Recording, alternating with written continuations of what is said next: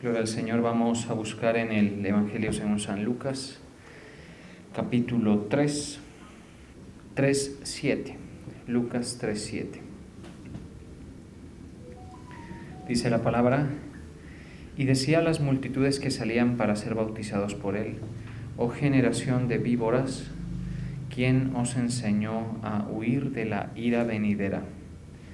Haced pues frutos dignos de arrepentimiento y no comencéis a decir dentro de vosotros mismos: tenemos a Abraham por padre, porque os digo que Dios puede levantar hijos a Abraham aún de estas piedras.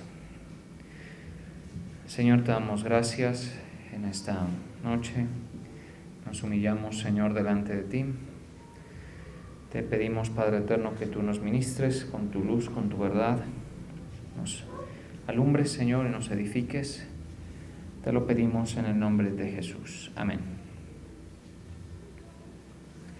Muchos acudían a Juan para que los bautizara. Camada de víboras les advirtió: ¿quién les dijo que podrán escapar del castigo que se acerca? Produzcan frutos que demuestren arrepentimiento y no se pongan a pensar: tenemos a Abraham por padre. Porque les digo que aún de estas piedras Dios es capaz de darle hijos a Abraham. Bien, este es un relato que tiene que ver con la predicación de Juan el Bautista. Como sabemos, el profeta Juan el Bautista comenzó a predicar un mensaje que invitaba a la gente al arrepentimiento, en el sentido en el que debían notar o ser advertidos, o el mensaje de Juan pretendía hacerles ver a las personas que escuchaban, a las personas de esa generación, pues que sucedían y pasaban cosas malas dentro del corazón de las personas, y también a nivel social, a nivel colectivo, a nivel individual sucedían cosas que no le agradaban a Dios. Si uno analiza lo que Juan el Bautista les enseñaba o predicaba, siempre era invitando al arrepentimiento, pero particularmente lo hacía denunciando lo que estaba mal, ¿sí?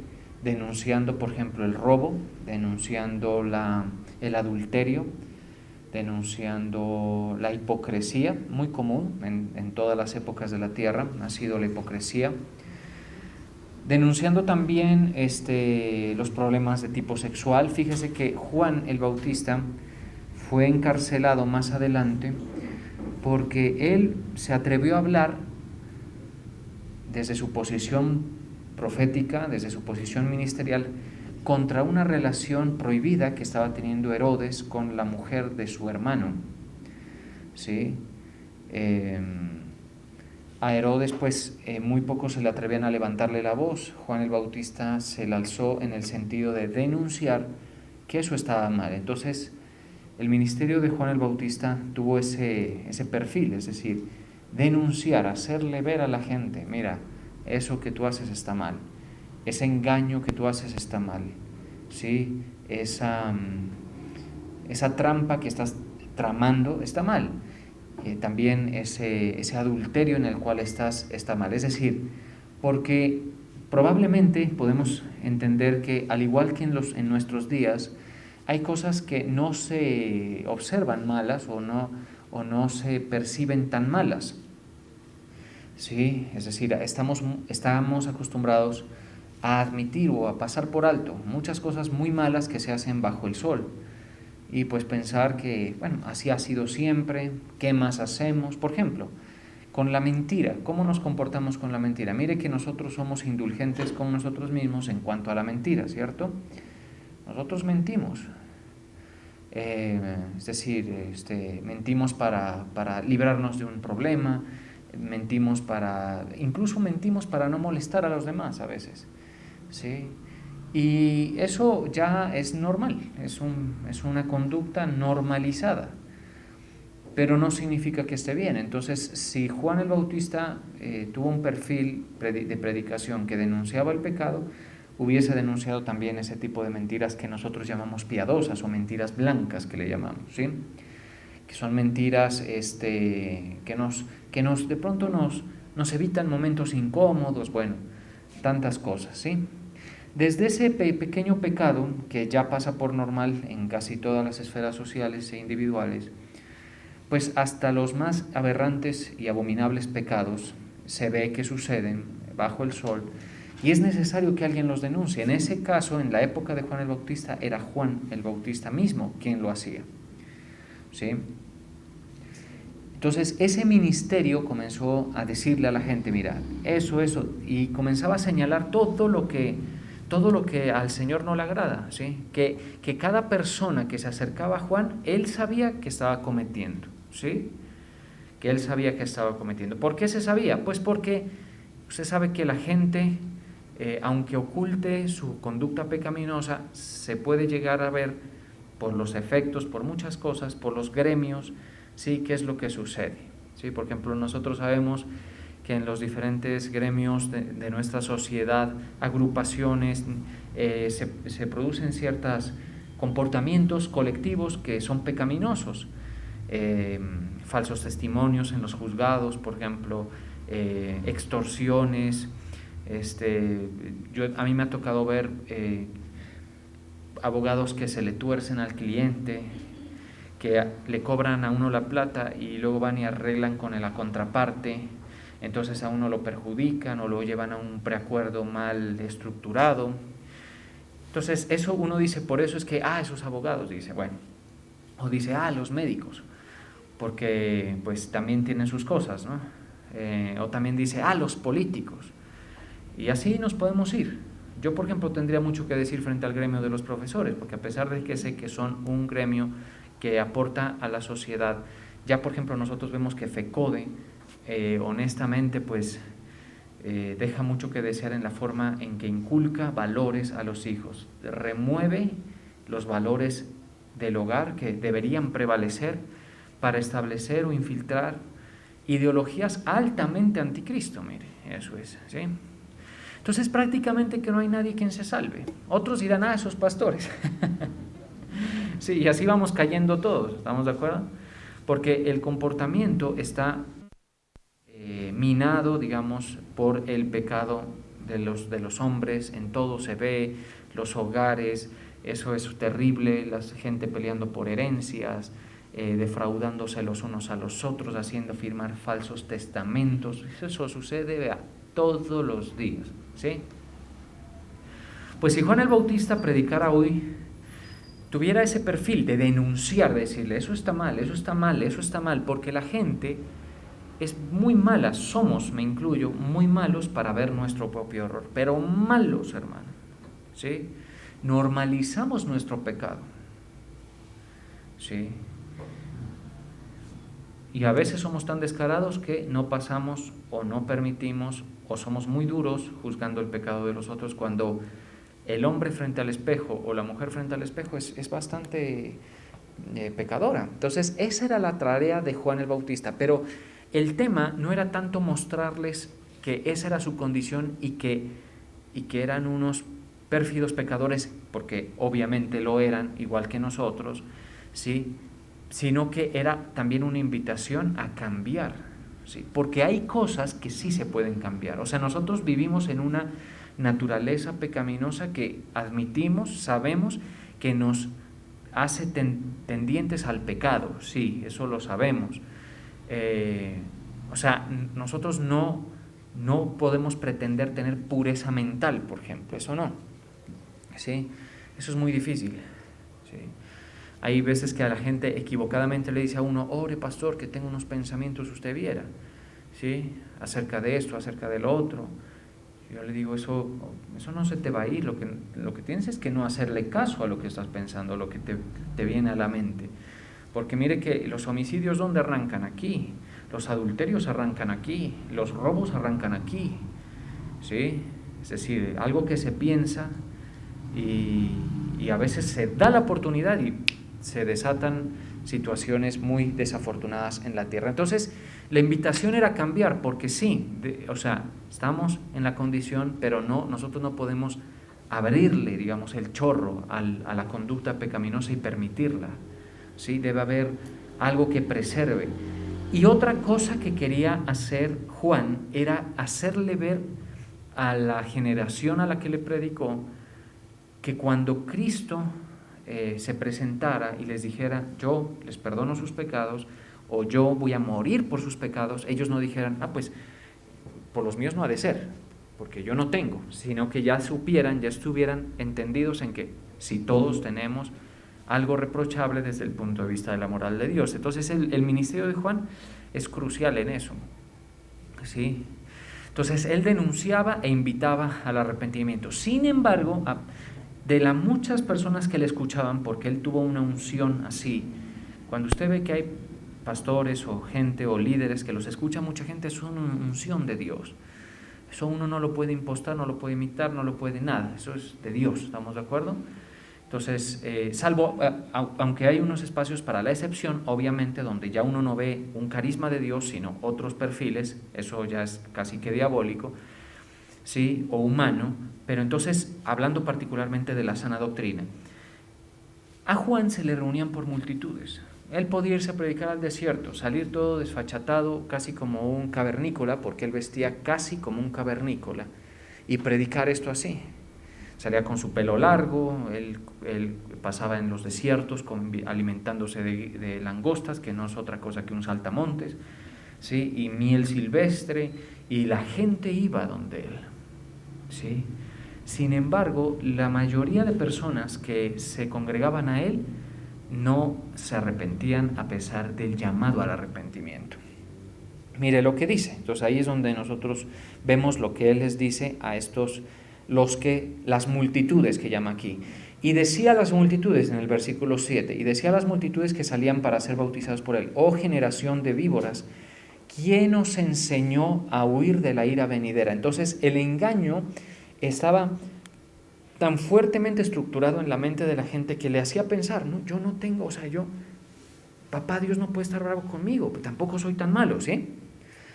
Ese es el engaño. Entonces, por eso dice, ¿quién os enseñó a huir? Es como que si le hubieran enseñado a esta generación, o se sentían capaces de huir de la ira venidera.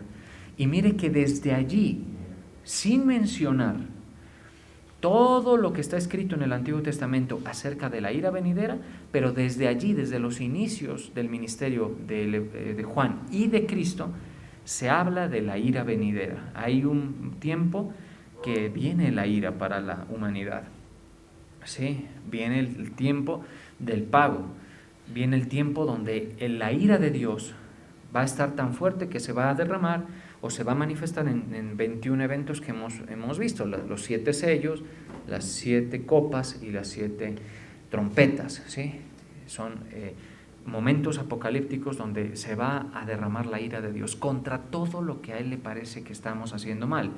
El egoísmo, las mentiras que decimos todos los días, aún las blancas, ¿sí? Aún las piadosas, los ojos que miran con codicia, aquella persona que se destruye el campo de su vecino, la imagen de su vecino. Eso se ve mucho, por ejemplo, campañas de desprestigio.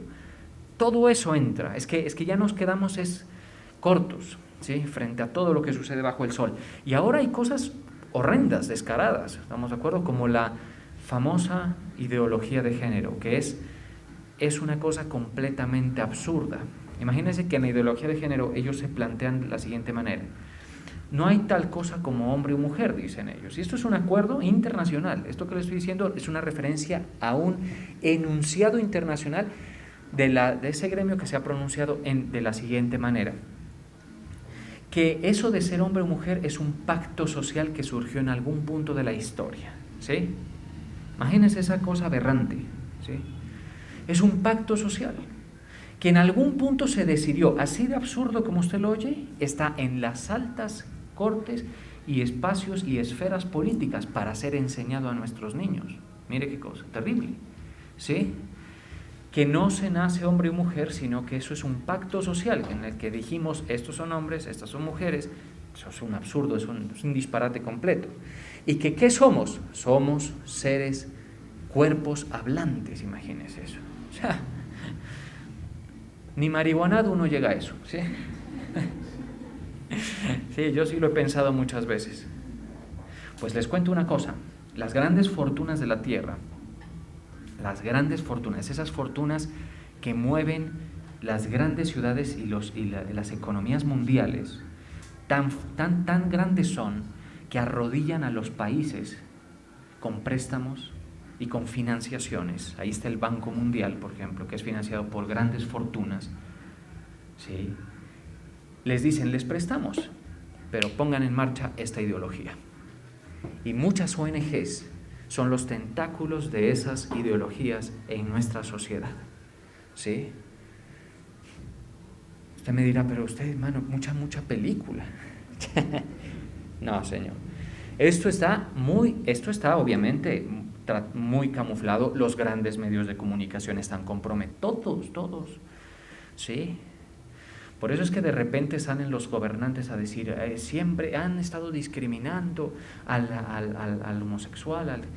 Sí, ellos tienen derechos como nosotros. ¿Sí? El homosexual, por ejemplo, en nuestra sociedad democrática siempre ha tenido derechos. Ya lo que quieren es que los casen, y yo no sé ni para qué. ¿Sí? Si ya vienen haciendo toda la parte sexual, que es lo que importa, ¿sí o no? Bueno, así es la cosa. Ahora, yo sé que esto es delicado. Porque si yo me pongo a hablar de estas cosas, por ejemplo, yo puedo pues salir como en el mejor de los casos, aunque pues a uno no lo ve casi nadie en YouTube, pero si alguien lo ve y tiene el poder para censurar, censuraría eso. Porque muchas cosas se censuran en YouTube. ¿Sí? Eso ahorita lo quieren normalizar.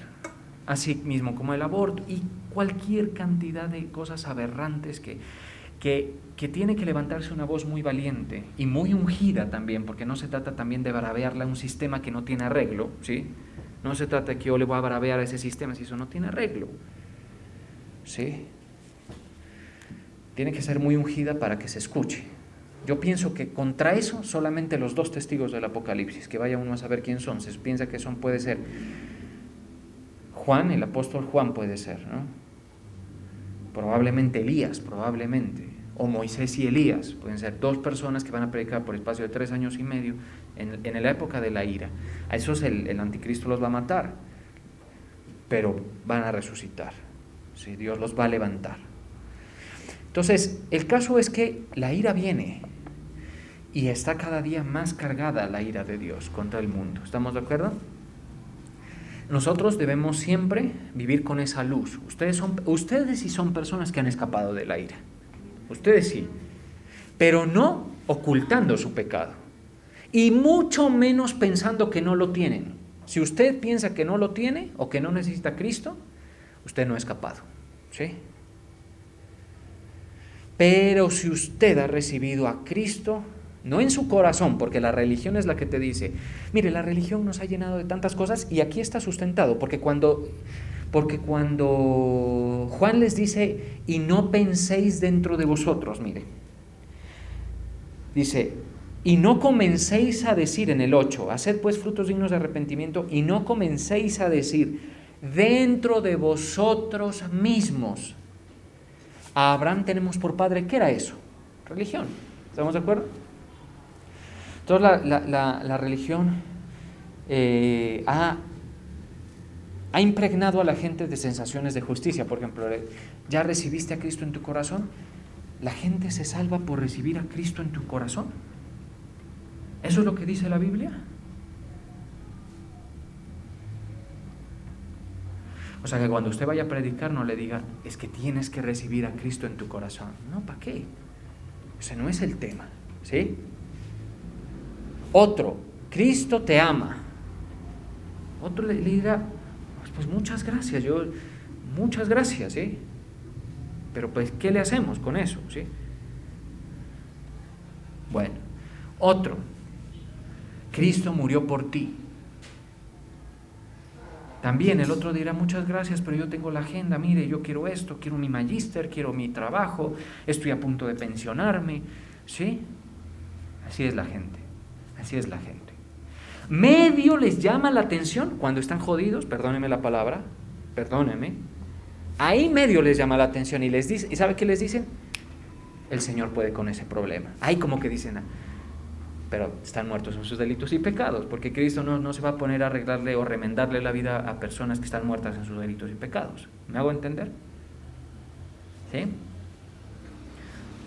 Otra que llama mucho la atención, Dios te puede enriquecer. Papá Dios, ¿sí? Está contigo, tú no estás solo, todo eso es religión. Eso es como decir, Abraham tengo por padre. Falsa sensación de justicia, falsa, ¿sí?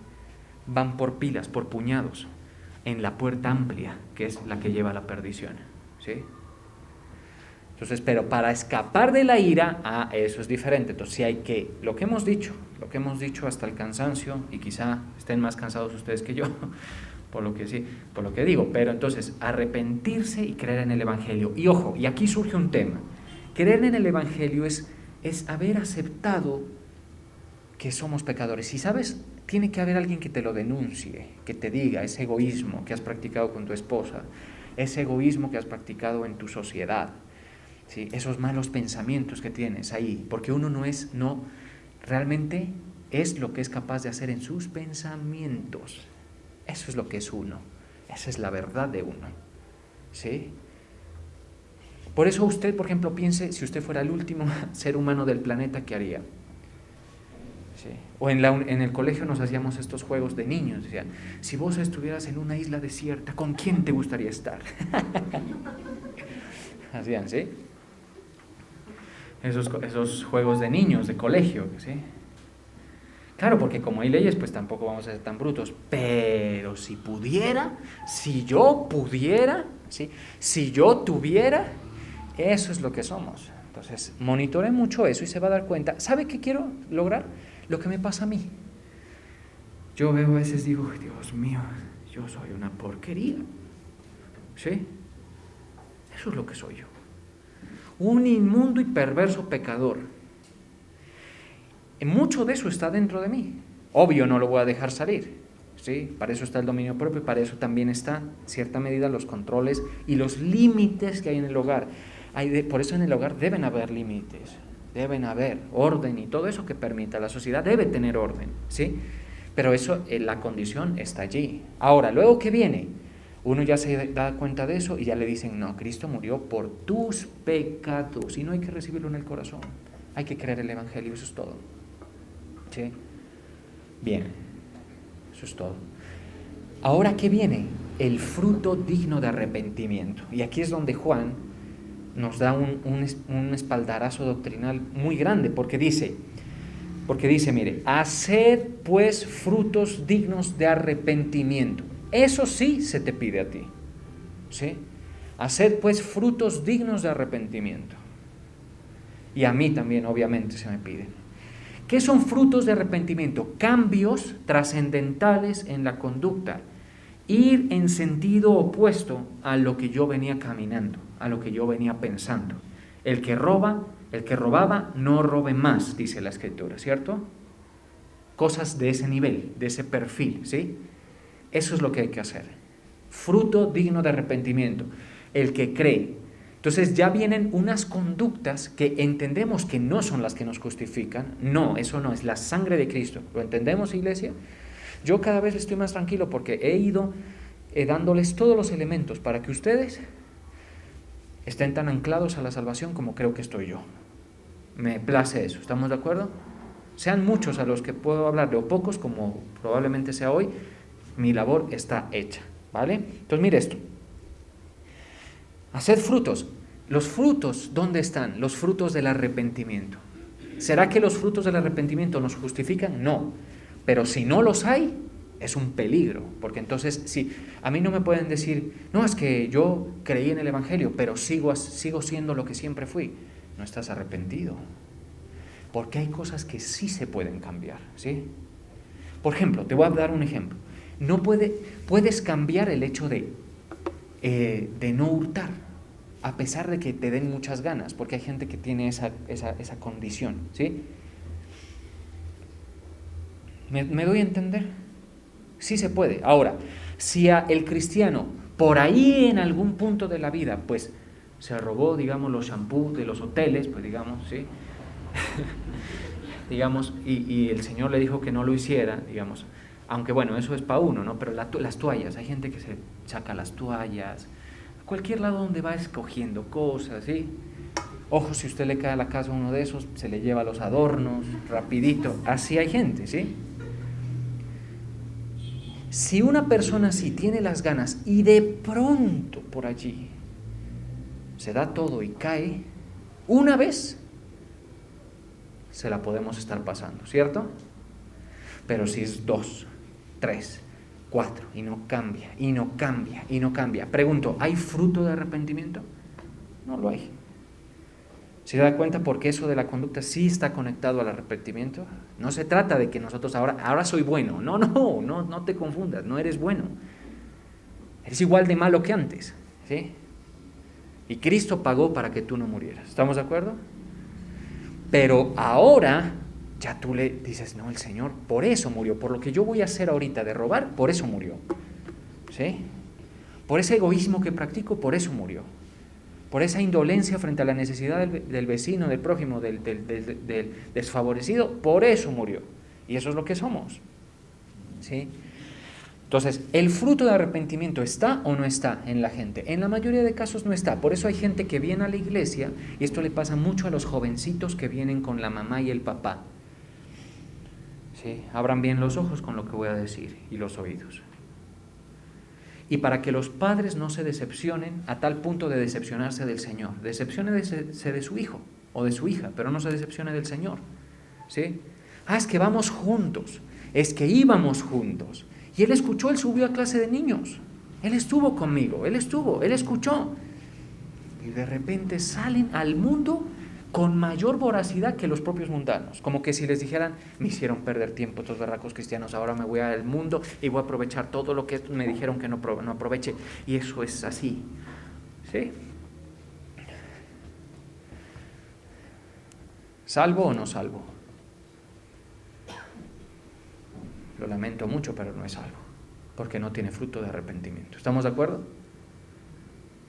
Yo prefiero que esté aquí diciéndome, tengo ganas, estoy luchando, pero el Señor murió por eso, yo le creo. Y otra cosa, encuentro importante sentarme a escuchar su palabra. Ese es un fruto del arrepentimiento, ¿sí? Cuando tú escuchas la palabra del Señor con interés, eso es un fruto del arrepentimiento. Con tanto interés como para que tú digas que te vuelva a poner en orden la mente y vuelvas al ruedo, a la arena social, a la arena laboral, pero nuevamente con la verdad de Cristo en tu mente. Eso es un fruto digno de arrepentimiento, ¿sí?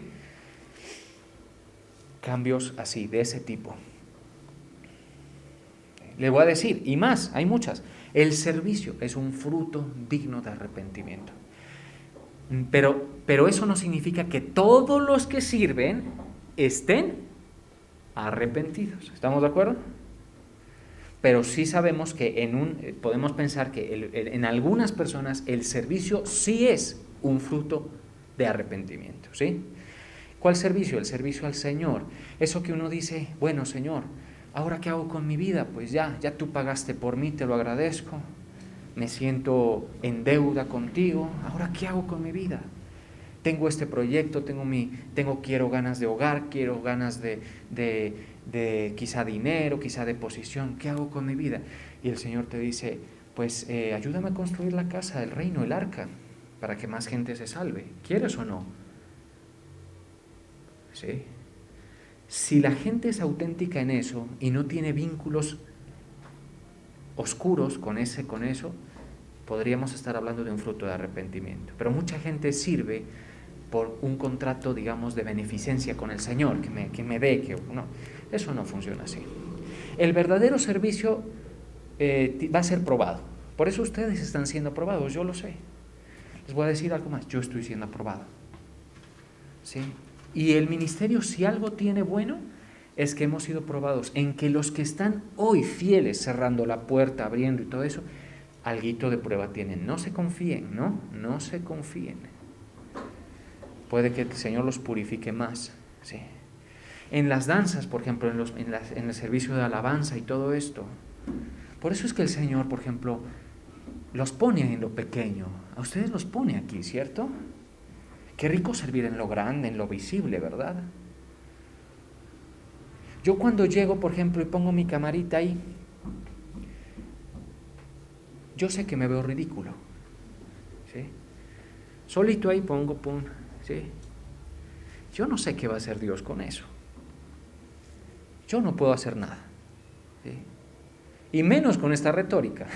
O sea que la sociedad no me va a aplaudir lo que estoy diciendo, ¿sí? Pero no sé, algo me dice que tengo que hacerlo, que a alguien le sirve, que hay personas que no pueden venir porque sí están limitadas físicamente, no porque esos vagos que no se congregan, que no volvieron de pandemia, esos no, ¿estamos de acuerdo? Pero sí hay gente que físicamente no puede venir, que me lo ha pedido personalmente, me ha dicho, siga haciéndolo, ¿sí? Siga haciéndolo. Entonces, yo sé que me veo, pero, pues, ¿qué más? Eso es lo que yo puedo hacer, ¿sí? Ahora, a mí me parece que fuera la única oportunidad que yo tengo de predicar, porque mi círculo es cristiano. Por ahí les contaba que le prediqué al vigilante. Por ahí cuando tengo la oportunidad le predico a algunos familiares o amigos. Pero la única oportunidad que yo puedo, que mi voz sea oída por fuera de estos muros, es ese canal. ¿Estamos de acuerdo? Y si Dios quiere usarlo, que lo use. ¿Sí? Pero yo no puedo hacer más. ¿Estamos de acuerdo? Entonces yo le veo sentido al tema. Le veo sentido.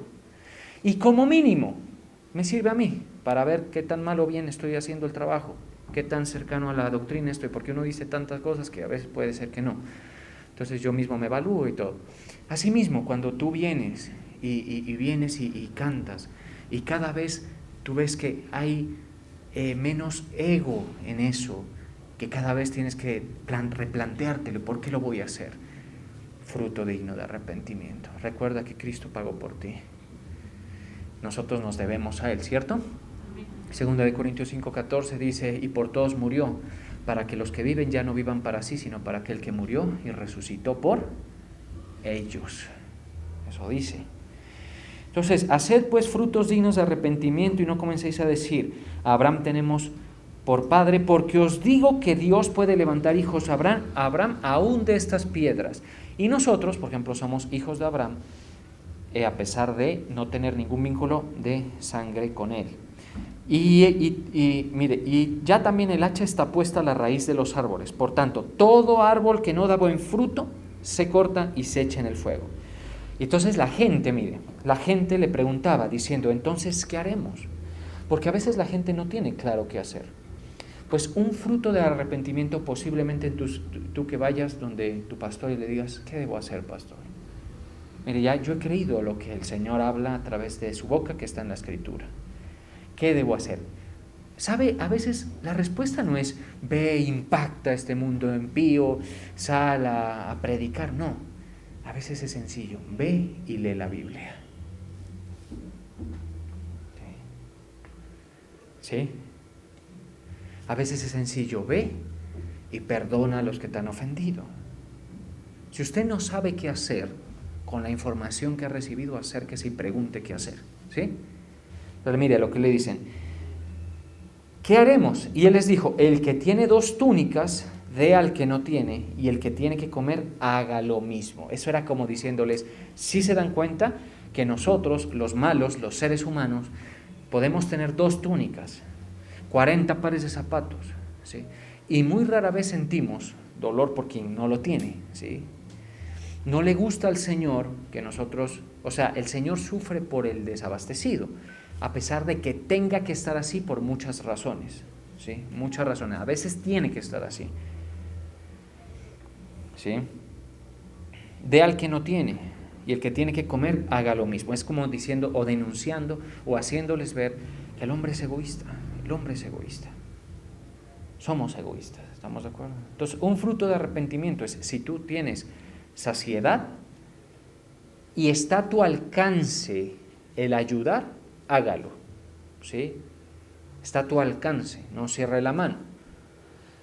Tema un poquito más lo desarrollo en una prédica que tenemos ahí en el canal que se llama Dioses de Derecha. Tiene que ver algo con eso, si pueden revisarlo si les interesa.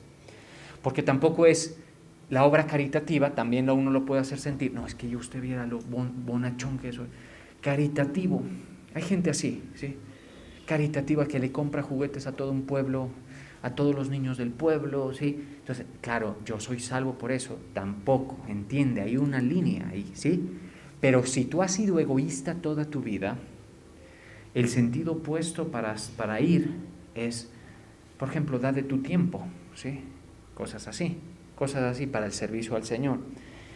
El que tiene 2 túnicas del que no tiene, vinieron unos publicanos más a ser bautizados y dijeron, Maestro, ¿qué haremos? Él les dijo, no exijáis más de lo que os está ordenado.